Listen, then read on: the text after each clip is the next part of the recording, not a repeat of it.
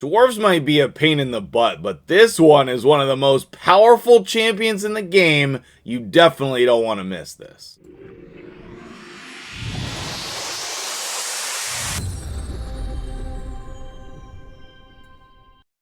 What's up, guys? MtgJedi here. We're talking about our favorite max HP champion in the game, and that is my dude Gnut. But first off, let's switch to a much more preferable viewpoint. That's that Fire Knight skin. Love it, love it. One of the best champions in the game right now is definitely this guy, and that's great because so many people have him.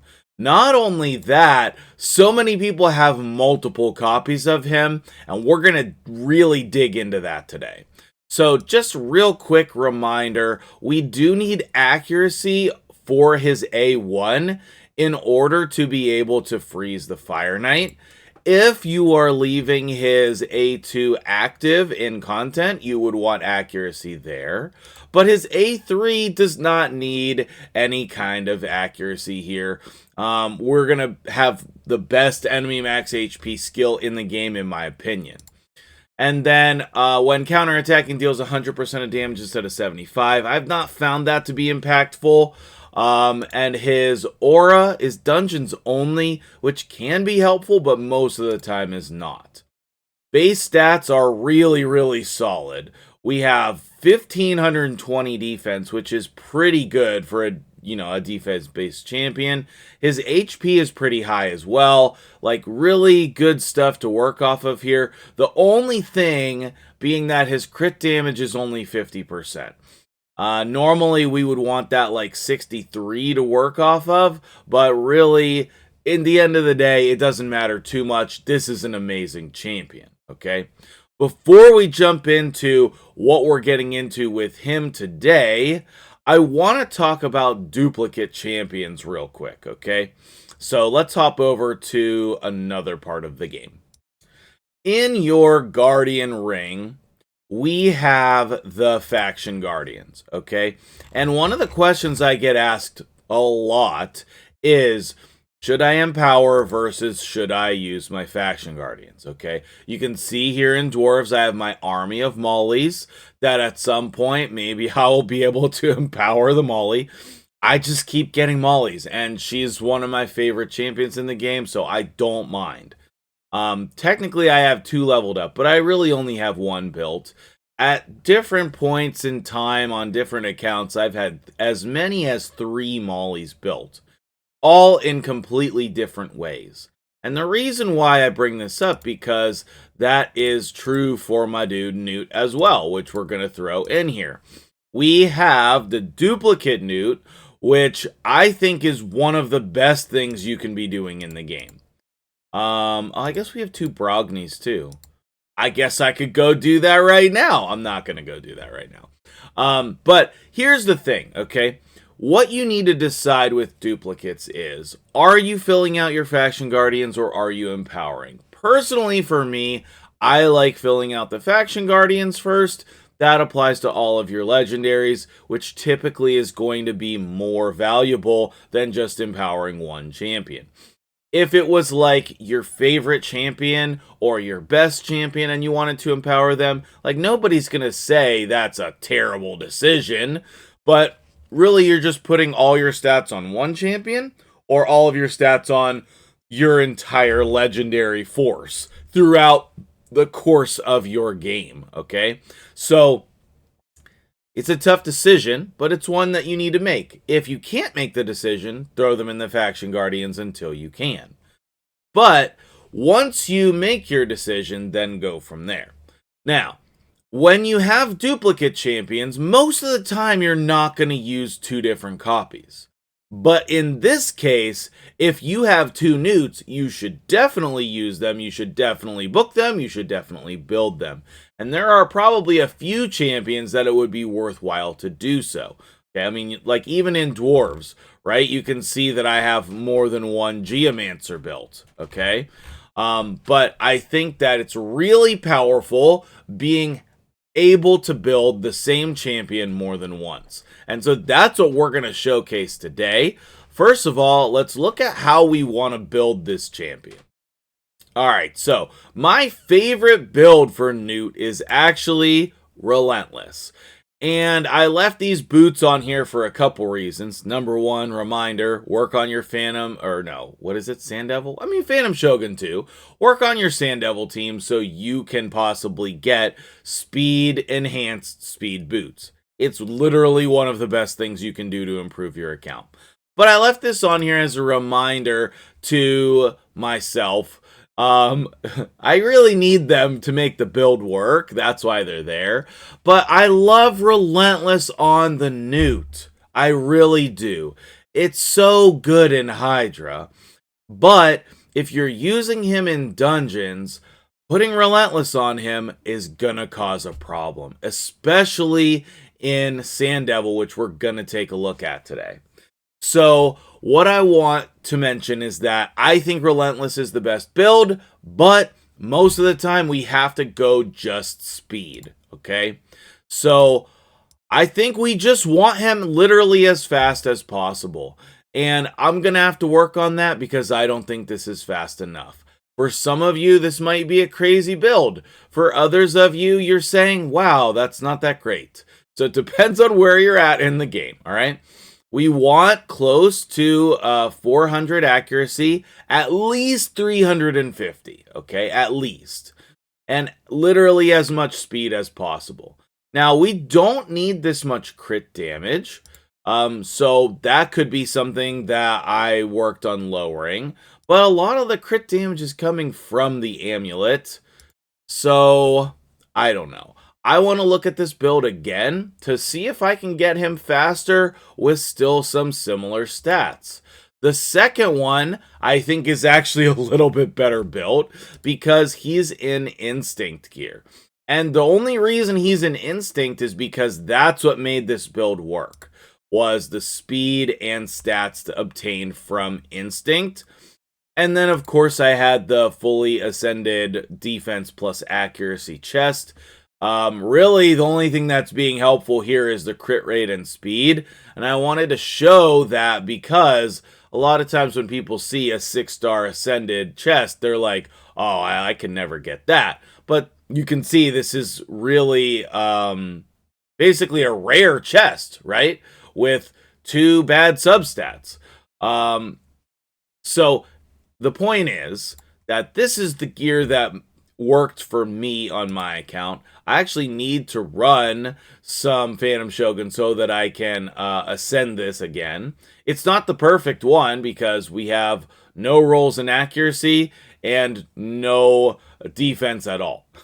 But it does have crit damage on a crit damage amulet, and that is what we're looking for, okay? You're just looking for what is the most amount of speed you can put on him while also having some damage stats and accuracy. It's a pretty tough build. I'm actually going to pause the video and see if I can improve these stats in some way and then tell you about it briefly before moving on to the showcasing him in a lot of areas of the game.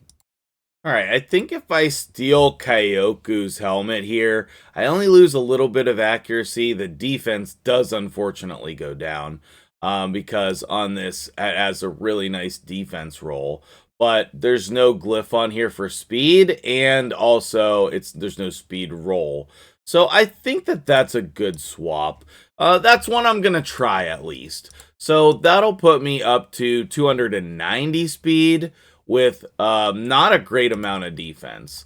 On the second one here, as I said, I think the second one is better. This is 283 speed, but he's got 4,300 defense, which is still not great, but is still fine, okay?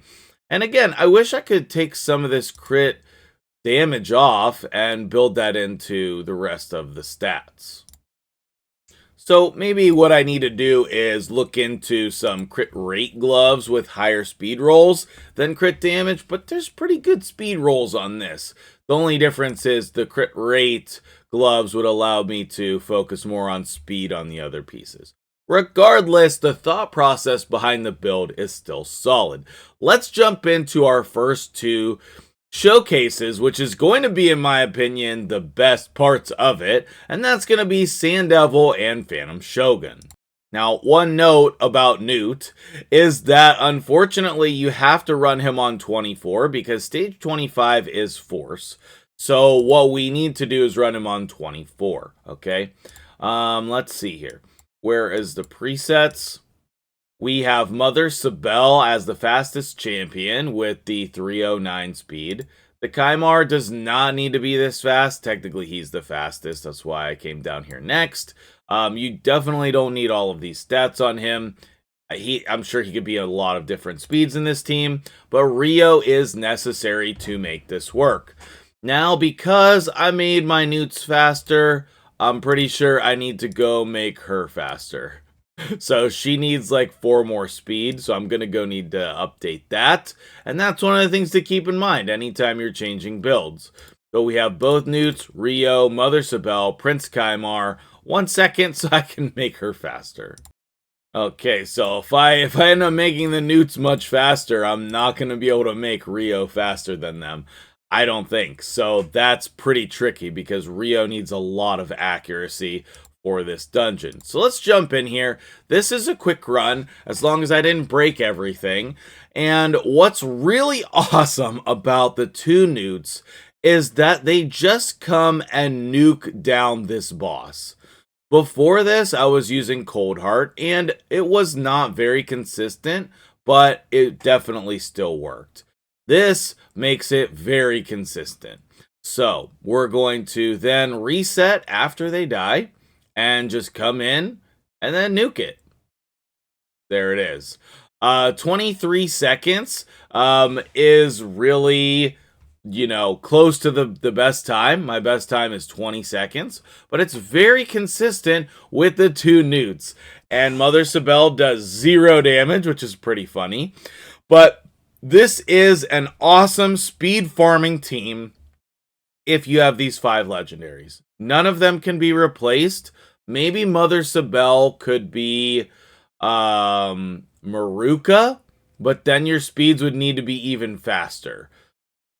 You just need to make sure that your first set of champions, basically everybody, is going before the Sand Devil.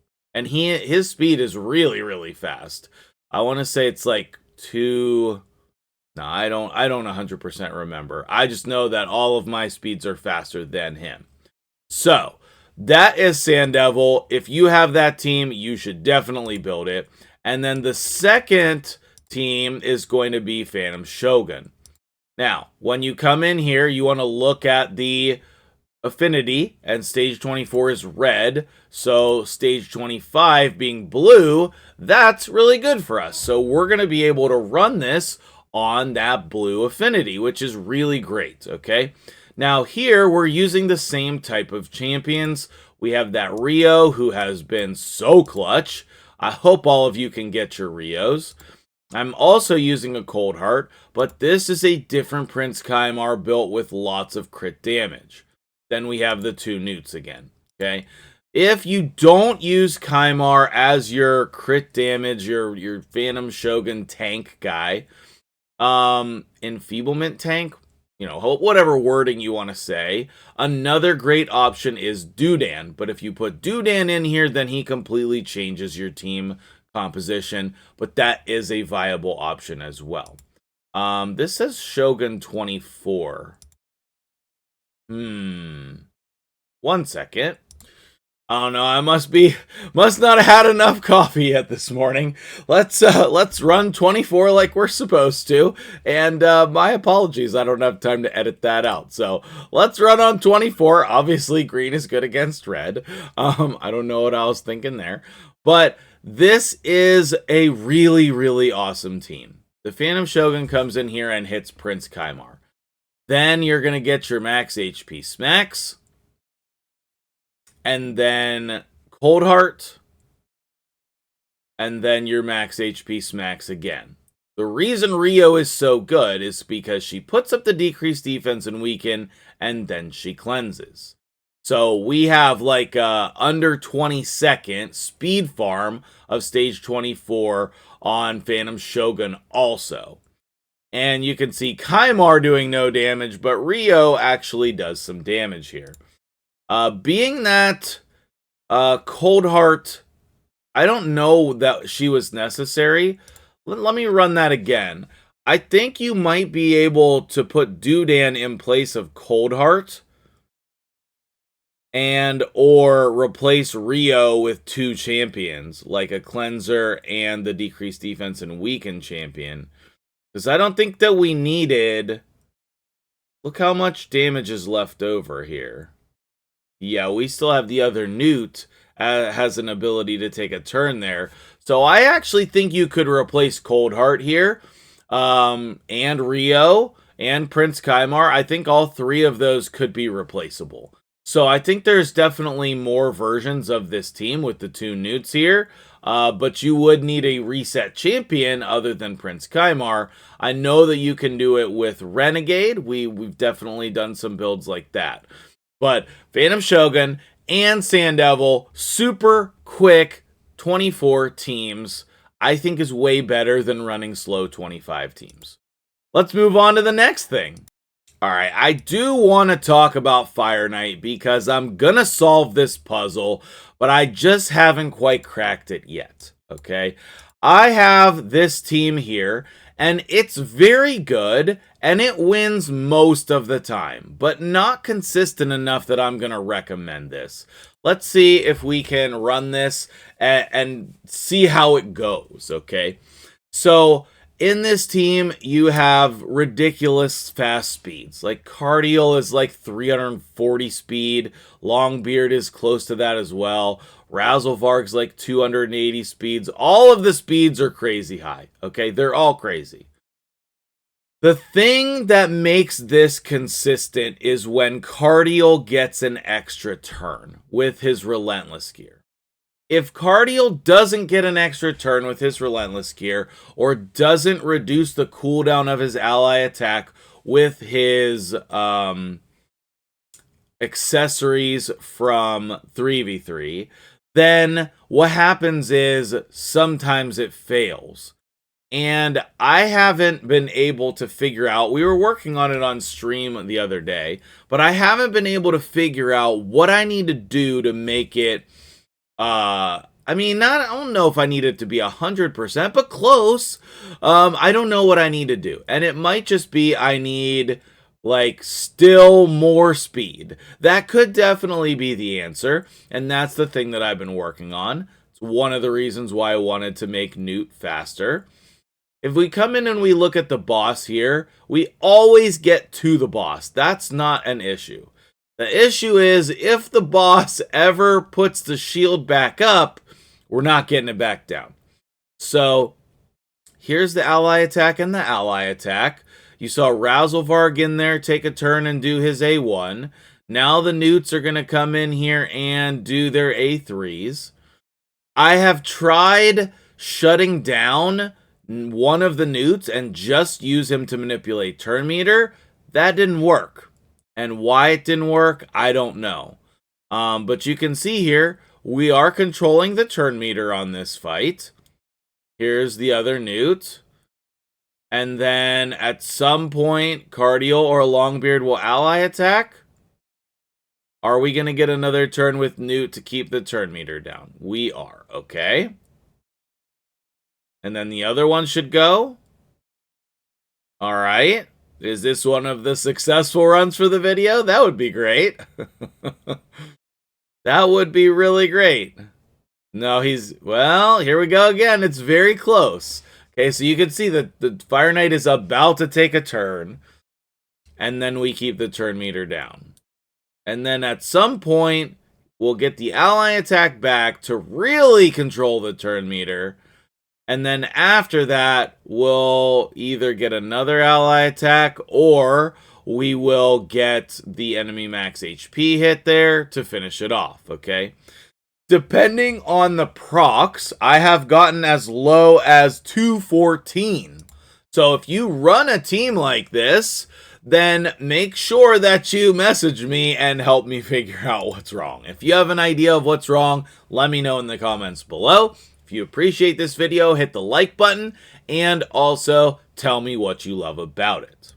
Next up is Dragon 10 Hard, okay? Dragon 10 Hard, is another place where you can use the 2 Gnutes. I still have the setup with the 2 Yumikos, and I have not tuned it with the 2 Gnutes, but that is something that I want to try. I want to see what the difference is between the 2 Yumikos and the 2 Gnutes. I'm pretty sure it's going to be exactly the same or slower, so I think the 2 Yumikos will win out. I also kind of want to try 2 Stultuses. I don't know, but for now, you can use 2 Gnutes in here also. You just put one in place of one of the Yumikos, and then your Yumiko can be any reset champion, Kaimar Yumiko or Renegade, but preferably it would be Yumiko for this content. So I'm not going to run that, but that is a really strong team and one where you can use 2 Gnutes as well. And last but not least, I want to mention the Doom Tower, okay? You can use your 2 Gnutes against any of the bosses on this rotation. I don't know if that's a need, but like if we look at my Frostbiter team, I have been using it on floor 70 with the 2 Gnutes. Okay, I've been running a little bit of a Frostbiter for some gear. My time on 70 is just pretty much a lot quicker than at the top of the tower, but this type of team works at the top of the tower as well. No, you don't need HP burn. Yes, Lydia blocks the revive on the spider. It's pretty amazing, okay, in case you didn't know that little trick. I think that's all for the showcase today. I really wanted to come in here with a double Gnut Hydra team, but I don't have it worked out yet. I'll just be honest with you, I don't have it worked out yet. I think that it's definitely possible. I don't even know where the team is. Did I delete the team that I was working on with the 2 Gnutes? I must have. Well, let me put together the team that I want to try with the 2 Gnutes, and I will be right back. Alright, here's something like this. I don't know if this is exactly it, but I want to try a double Gnut team that either gets boosted in one of a couple ways, like Molly, Shamail. I was even thinking about Nikmo in there. I think Hex is going to be really important for that team. And then I had Provoke and block buffs, plus some revives between the 2 of those. We don't really have a good way to do increased speed, so we would be relying on Uko's revive as the increased speed there. So it's possible that we just can't really fit 2 Gnutes into one team, or maybe I don't need all of these different spots.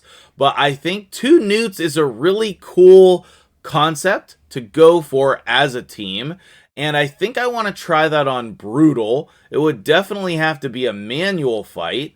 But if you run 2 Gnutes in a Hydra team, please let me know. Either way, you could run 2 different Gnutes on 2 different teams. So building 2 of them would be an asset there as well. So let me know what you think about all of the Gnut action from this video, and hopefully it was entertaining and enjoyable, informative, and for those of you who have 2 Gnutes, go build them and tell me where you're going to use your 2 Gnutes as well. Have a great day. I'll see you in the next one.